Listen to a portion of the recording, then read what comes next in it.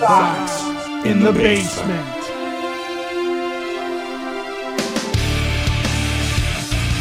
Life is good, Ed. Life is very, very good. The new studios are almost completed. I'm hoping before July 1st, you're going to get to see that on the YouTube channel. The audio will continue to be the same stuff that you've always come to expect from Sox in the Basement. And I bought a Jeep today.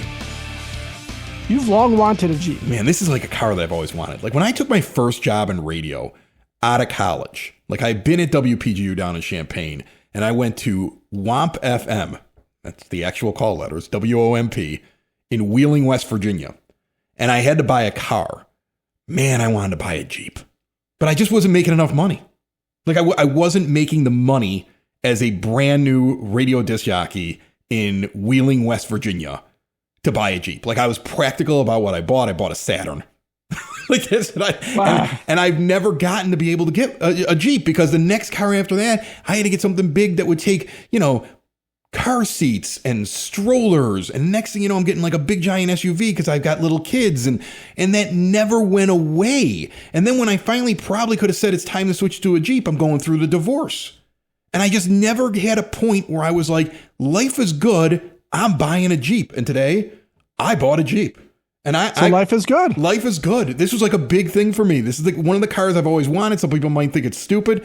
I am so excited that I bought that car today at the dealership. I would give the dealership a shout out, but it took them 3 hours to complete the sale, and I'm standing there with money in hand. So you get no shout out. You got my money. If you could have done it in less than 3 hours, you would have gotten a shout out. Okay. But otherwise, I'm very happy with the Jeep, and I will make 2 promises to you. 1, I will not be putting any ducks in my Jeep. You see these people with all the rubber ducks? I'm not doing that. I'm sorry. No ducks given on your part. There are no a lot of ducks to give. I mean, the guy from the Jeep dealership is like, so let me tell you about the ducks. I'm like, I already know about the ducks. He goes, oh, do you want like a starter duck? I'm like, I want no ducks. He goes, no ducks. I'm like, there'll be no ducks on the windshield with this Jeep. Like, that's stupid. You told him to duck off. I was like, I didn't want one. And then he starts to try to tell me the hand signals. I guess Jeep owners signal each other with specific hand signals when passing each other or seeing each other in the street. This is weird. And I know if you own a Jeep and you do this, you're like, Chris, don't knock it till you tried it. You'll be doing it eventually. There'll be no hand signals. Like he starts to teach me the Jeep owners' hand signals for the secret society of Jeep owners. And I was like, I don't need them. He goes, yeah, but you won't know what everybody else is doing. And then you won't be giving the proper response. I'm like, there are going to be no hand signals. Like, I'm like Kramer in that Seinfeld episode. I'm not wearing the ribbon. Right.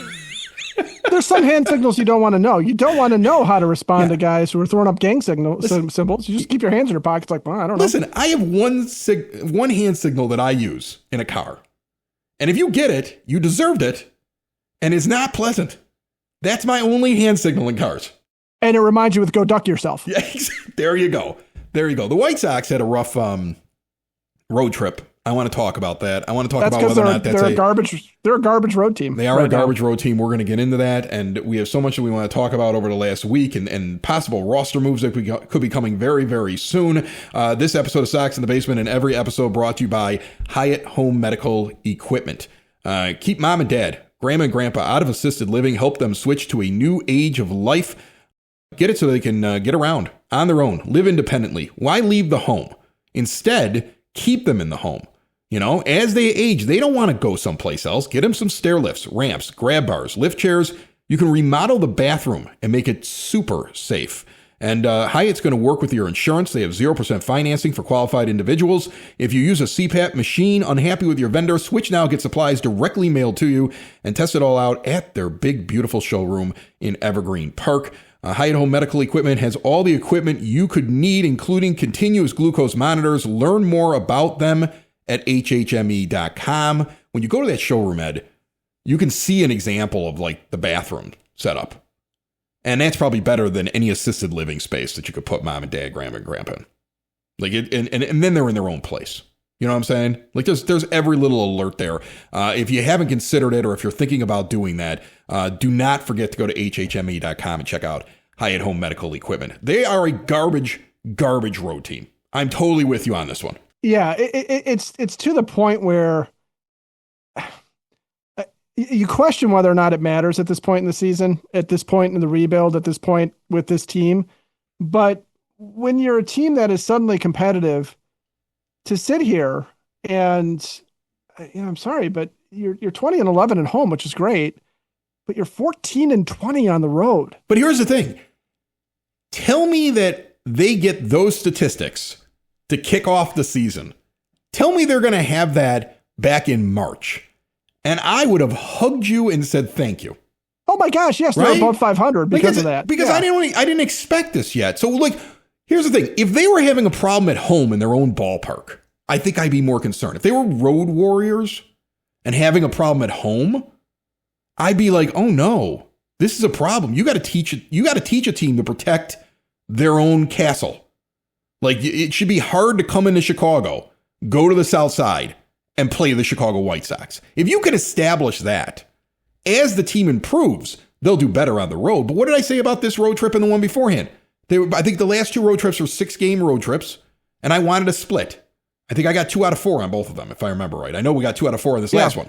So, I mean, like, after they lost the first 2 to the Twins, and they were able to take the third one, I looked at that Phillies series, and I know that Rich Drennan, who was on the last episode, we got a lot of comments, that episode from Cork and Kerry at the park, and a lot of people love that when we go out there. We're gonna do it again for sure.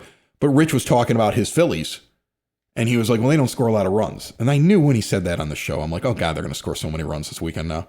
That's how it always works. Like, I talk about Luis Angel Acuna not being able to hit and what's he doing in the lineup. And then you look at his last 7 days and he's like one of the best hitters on the team. Like, although you wonder, being a former Met, maybe he just has some familiarity with the Phillies and it's one of those teams for him. Yeah, exactly. But like, I know going into the Phillies series before it even started, already 1-2 on the road trip. I was like, I'll take 1 game against Philadelphia. Just get me home 2-4 because I'm going to win games at home. And I don't know if that's the worst thing in the world. It's much better than if, let's say, they were really tough at home and winning a lot of games on the road right now. I think, me personally, I don't know about you. Yeah, I to a certain degree, I'd rather a young team struggle with the travel, struggle with the routine, struggle with how to deal with just playing on the road because it's new to them. Okay. It's also something where, the pitchers maybe don't know how the ballpark plays. The outfielders don't know how the ballpark plays. There's, maybe a little bit more pressure on them to score runs because they know the pitching staff has struggled a little bit more on the road. There's a lot of things that could be going on there where it's all psychological. I mean, it's all stuff that they can get comfortable with and get back to playing. It's also that, like you said, having a team protect its home, it maybe is a little bit harder on the road to go in and, with a team with that mindset, hey, it's not going to happen here. Like think about the Twins. We stomped all over them at home.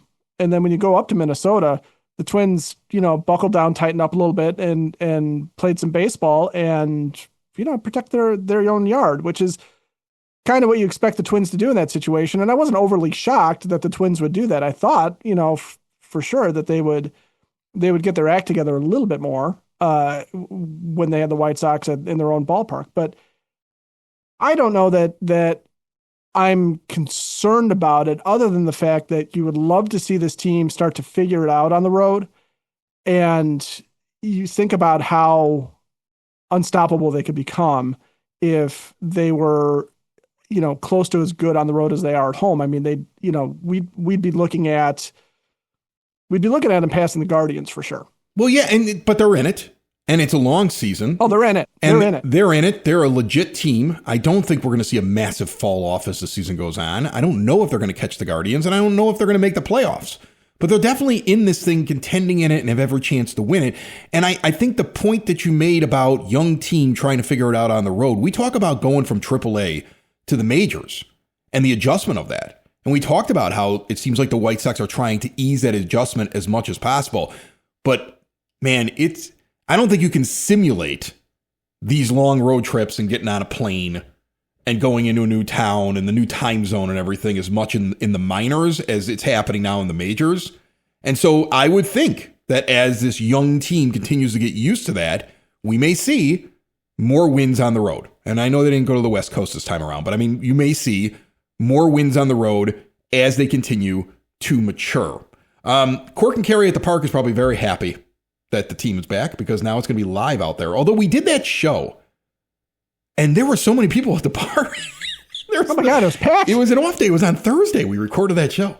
It was an off day for the White Sox, even though they were on the road, and the place was packed. They had all kinds of the outdoor patio was full, and in the early afternoon. I mean, work wasn't even out yet, and that place was live. Get over to Cork and Carry at the Park for your pregame, your postgame, your in-game viewing, whether they are home or on the road. Extensive bar rotation of craft beers, familiar favorites, spirits, and wines. In the shadow of the ballpark at 33rd in Princeton, we all had an award-winning burger off the menu. We all had a different one, Ed. I thought that was kind of funny, and they were all spectacular. And they were great. And they came up quick. And the service is wonderful. And you're going to get that even on game day. They're going to get you in. They're going to give you a great price. They're going to give you great food. They're going to give you a great place to hang out and meet people. And then you're going to get over to the ballpark on time because they work their butts off over at Cork and Carry at the Park. See more at corkandcarry.com. Sam Antonacci has broken the rookie record already for most hit by pitches this season. The Sox never put this out a couple days ago on June 6th when it happened. Sam Antonacci broke Johnny Mostel's 1921 White Sox rookie record after he was hit by a pitch for the 14th time this season. He didn't even start with the team. And it's only June. Now it's June 8th. That was on June 6th he breaks the record. They keep hitting my boy out there. And I actually heard somebody complaining on one of the broadcasts. It might have been Gordon Beckham with him, who was like, why isn't he trying to get out of the way? Why isn't he moving there? Why is he just standing in there? He was questioning being hit by pitches. He didn't like it, right? I mean, and that's fine. It's his preference. He didn't like getting hit by pitches. But, Craig Biggio made a whole career out of getting hit by pitches. If that's how Sam Antonacci wants to play, get up close to the plate and take that base, that's just another thing in the Sam Antonacci folklore that I love. Oh, my gosh. What do you want out of your leadoff hitter? Okay, you want a guy who's going to give good at bats. You want a guy who can hit, who can get on base any way possible. And one of those possible ways is getting hit by a pitch. He's an irritant. He's a pest. They want to come inside on him, and then he doesn't jump out of the way. He doesn't skip out of the way. He doesn't dive. He just stays in there. Balls. And that's why, I don't know, I would still leave him at the top of the order. They've been putting up runs, so it's hard for me to criticize the lineups. But that guy, he's different than Mydroth up at the top. That's one of the reasons. And I know we do the righty-lefty thing, and that's a thing that Will loves. I mean, Venable loves the righty-lefty matchup thing. He's got so many guys platooning right now on this team in straight platoons, and his lineup adjusts because of it. But I wonder when there's a point where Antonacci could stay up there just because of that irritation. That would be really interesting. And we're looking at Pereira's getting closer to coming back. And I know they really like him. And he's out of options. And when he returns, I don't think they're DFAing him. They can slow down his rehab, but I think they would like to get him into the lineup. And when I look at the fact that what is he? He's a righty, right? Correct? Am I wrong about that? I got to look that up. He's a righty. He's a righty. So you would think one of the righties, because Will Venable wants to be able to switch out guys so much, that I would think it'd be Derek Hill. But then I wonder, is he going to bat against both? I thought that's how they used him at the beginning of the year. So will he play every day, let's say in right field? And then you look at Nishida and you go, no, we're going to send him down because he's still struggling at the plate. So that's something I'm kind of watching right now. Yeah, I mean, you weigh what Derek Hill does well, which is come off the bench and is happy to be a bench player. You can't really move Randall Grichuk at this point. He was supposed to be a temporary fix. He's a star. Don't move him off my team. You can't get rid of him. Because you know what they did? They said you're only going to go up against one side, right? You're going to be a platoon. And now you're getting this high level of production because he's really good there. Yeah. And so what you have left is you have the question, did Everson Pereira lose his starting right field job because of the injuries? And the answer I think is no, because I don't think Nishida's done enough to tell me that he is a starting everyday right fielder in the majors. Not yet, maybe at some point, but he smacks of a guy who would probably be a bench piece for the White Sox for the most part if they had a fully healthy outfield. And when Pereira comes back, I gotta say, I don't think he lost his job to anybody. And if he was the starting right fielder before, batting against righties, batting against lefties, then why make that change now? What has anybody done to tell me that that he's a strictly a platoon player at this point? And who do you platoon him with? Because you're playing Antonacci every day. You could platoon him to a certain degree with Peters, but I don't know that that's not where you get Derek He Hilson might at do that a bats. little bit. He from one side, depending on the pitcher, he either lets Peters swing or he's like a straight bunter. So there is a lack of confidence there. And he likes to platoon him. So that could be something. I just think that they're with the options, I don't think they're ready to let Derek Hill go. And I think that's why No, Nishida goes back down again. I mean, yeah, it's not like neither one of them are tearing it up at the plate right now. Neither one of them are doing anything that makes you go, I can't lose this guy. So it's really going to be whoever goes. It's not. I'm not going to spend 30 minutes on the podcast following that screaming about it. But I think it's something to watch. no, and I think everybody assumed it was Acuna that would lose his Yeah, job. but now he's hitting, and Yeah, of they've been course. praying for this. They've been praying for what Luis Acuna has been doing and it's But only been for a short period of time. as I surmised, he has the most games in his career against the Phillies with 16, and one of the teams that he has hit better with a 405 slugging percentage. The Nationals are the only team that he's hit really better against with any kind of significant number of games. But that's the Nationals. I mean, he You and only I had could do 8 a lot plate against them. appearances over the last week, but he got on base like 62% of the time.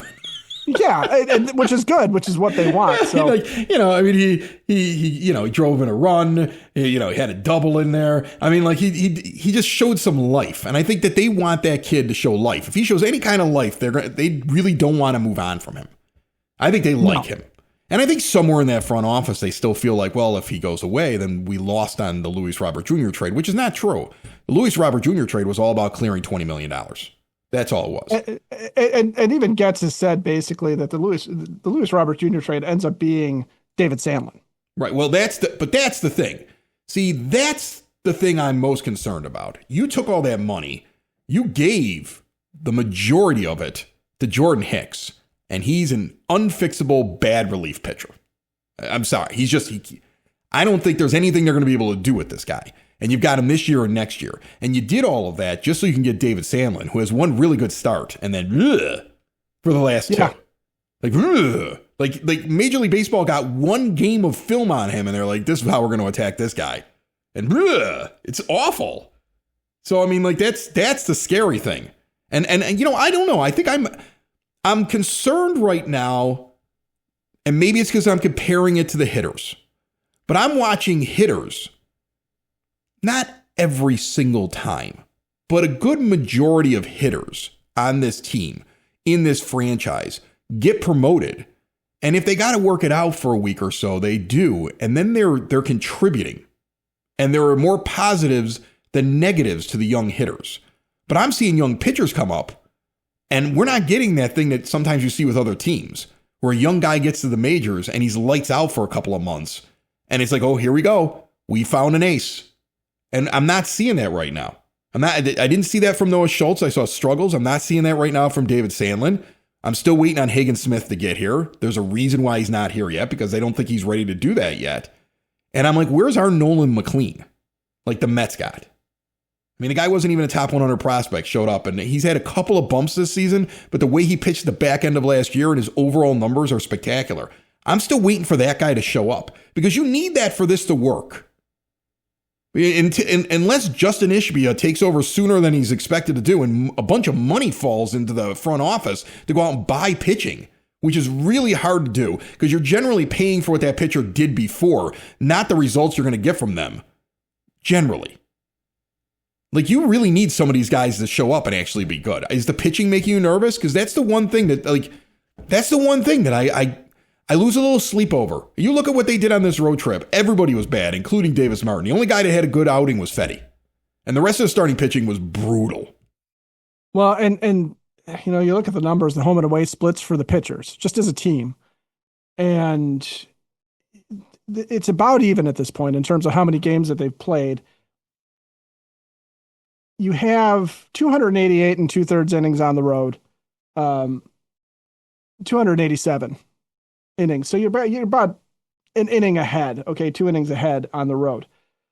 The WHIP is 1.427 versus 1.202. So you sit there and go, well, that's only 2/10. That's not that bad. Well, that's a pretty significant It's a jump, big though. deal. Yeah, Yeah. it's a big deal. The biggest problem is really they've actually struck out more guys on the road. They've walked more, however. They've given up 10 more home runs. They've given up 30 at home, which is a hitter's ballpark, to 40 on the road. The problem is they have given up 49 more hits in those 2 innings, and their ERA is almost 2 points higher. It's 5.3 on the road. It's 3.45 at home. Now I'm I so mean, curious about this because I've never heard any of these stats before, right? And what I'm thinking is like, hold on a second. So you're telling me that somehow they're less apt to pitch to contact when they're not inside their ballpark? Is that a psychological thing? Because like they're not extending pitchers later in games. I bet you would find too. Like because they're nibbling on the plate, so they're putting more guys on. Like so they're because their walks are higher. Like that's my initial reaction to listen to that, and I've never heard those stats until I started talking about it. You're Johnny on the spot looking on your computer, figuring this out in real time as we're doing the show, and I'm like, so what is the mentality that you're on the road and suddenly you don't feel comfortable enough in a foreign ballpark to attack the zone the same way that you attack it at the rate? You think I'm crazy with that? Because that's what that sounds like to me. well, and it may just be a question of quality pitches too, because you have things like batting average on ball and play, the BABIP, right? At home it's 258. On the road it's 299. It's almost 300. I mean, people are hitting at an all-star clip against this team on the when they're on the road in their own home ballpark. So either they're pitching to contact and they're not making as quality a pitch as they do at home. So that's confidence.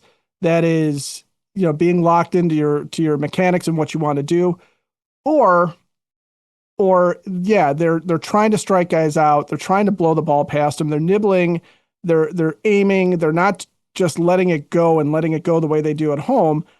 And what you end up with is balls that miss and miss big, right? And so that would explain an awful lot. But again, a lot of that can be, it's psychological, because it's not as though, for example, the defense is going to be worse for this team on the road. They're still a really good defensive team, and I don't have those metrics up in front of me, but I do have the batting stats, and the batting stats are pretty similar home and away. I mean, It's the pitching. The pitching is what's killing them on the road. Yeah, And that's because the weird because batting you would think with average is batters, a little worse. you would think a young team with the batter's eye always changing and things like that. But I mean, like, what really changes on the road for a pitcher that suddenly they are not able to get into the zone as often, it really sounds like less pitching to contact, less confidence on a foreign mound. That sounds like youth. But it's not all. They're not all young players. Like Davis Martin isn't that young. I mean, Anthony Kay isn't that young. Eric Fetty is a vet. He had a really good game over the last week. He's a vet. Like I could use these as like an example for dealing with Sandlin, or if Schultz was out there pitching right now, but he's not. Like there might be a few people that I could. I mean, maybe Sean Burke. Maybe it affects him a little bit. But I mean, you don't have like an entire staff of rookies out there. That's weird. It is. It's odd, and you wonder if some of it's scouting. Like, look, it might have been bad luck for David Sandlin to run into Minnesota twice in his first two starts, because they clearly made contact off of him when he pitches that first game. And in the second game, those balls that were getting caught and were ground outs and fly outs are falling, right? And he's just getting cuffed around. The Phillies, maybe they just feasted on a young guy who, it's a veteran team. It's kind of hard to say what goes on exactly, but is there a difference in terms of how they want to attack teams when they're on the road? Is it something with coaching? Is it something with scouting? There's just so many different reasons for it, but you're right. We're not dealing with a particularly young pitching staff, because a lot of these guys have been around, and even in the bullpen, one of the guys you look at, I don't think Grant Taylor seems affected by wherever he pitches, for example. Now that's like saying, Superman, it doesn't matter what country he's saving the world in, he's saving the world.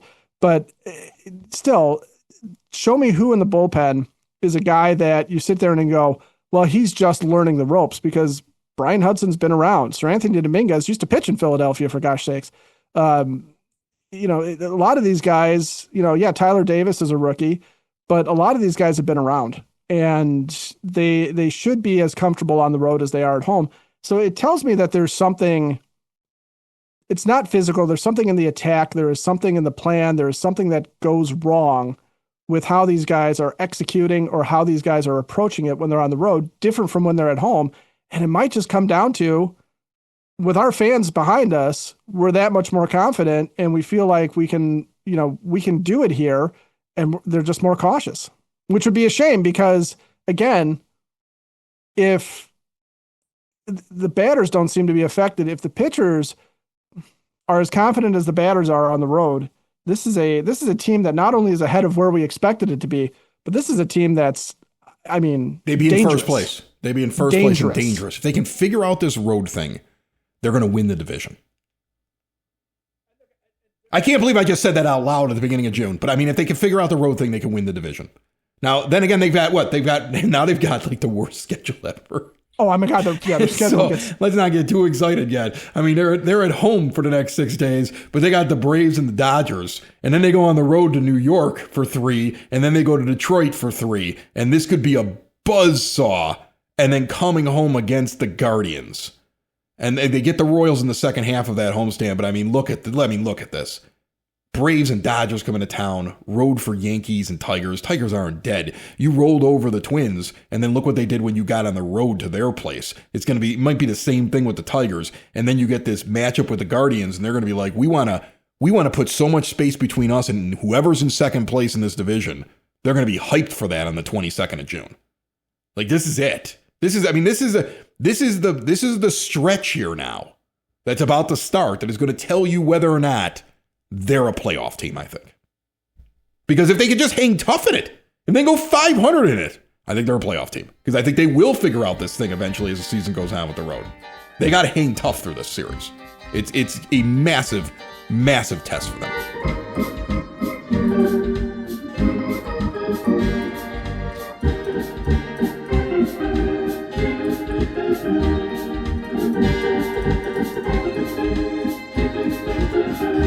Sox in the Basement listeners trying to make the most of your money, give a call to Tom Walsh, your Edward Jones financial advisor. Located on the corner of 111th and Kedzie, but serving the Chicagoland area, Tom has a get-to-know-you approach and a do-the-right-thing attitude. He's been doing this for decades. It's all about knowing your options when you're investing and planning for your retirement. No matter what stage you are at, it costs nothing to check in with Tom. Give Tom Walsh, your Edward Jones financial advisor, a call today, 773-779-0023. Edward Jones, member SIPC. Before we get out of here, correct me if I'm wrong. Did Connor McKnight do the games this weekend? He did. He's so good. I heard it a couple times. I never got a chance. I kept I would be someplace where TV was at, and I get to hear a little bit of it. And I watched like an inning or two, and I wasn't really sure if it was him or not. And I had it on in the background, but man, that's the guy. I know that people are going to be like, oh, here he is. He's bashing Schriffen again. But Schriffen's contract, I believe the report is it's up this year. I haven't heard of any kind of extension on it. And if there's a vote, I'm voting for Connor McKnight to slide in there next year. Yeah. 100%. He'd be great. Now we do get Bob Costas. Oh my gosh. The day this episode comes out, it's a Tuesday night. You get Bob Costas and Steve Stone. Stone actually just tweeted about it while we were sitting here recording the show. Here's Steve Stone. Watch the Sox game, June 9th versus the Braves. I will be sharing the booth with the legendary Bob Costas. We'll pay homage. I don't know how you say that. Homage. I was really bad at that. To the 1980s teams and the 1983 White Sox team. Bob is the greatest interviewer in the sports world, as well as a baseball historian par excellence. Steve Stone's hyped. Yeah, he is. Steve Stone. He's speaking in French. I know. I'm butchering his tweet. This is going to be prime Steve Stone.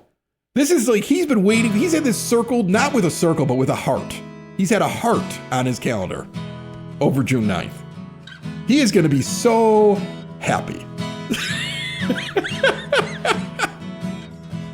He is going to be so happy. Like, this is appointment viewing to watch Bob Costas on the local station.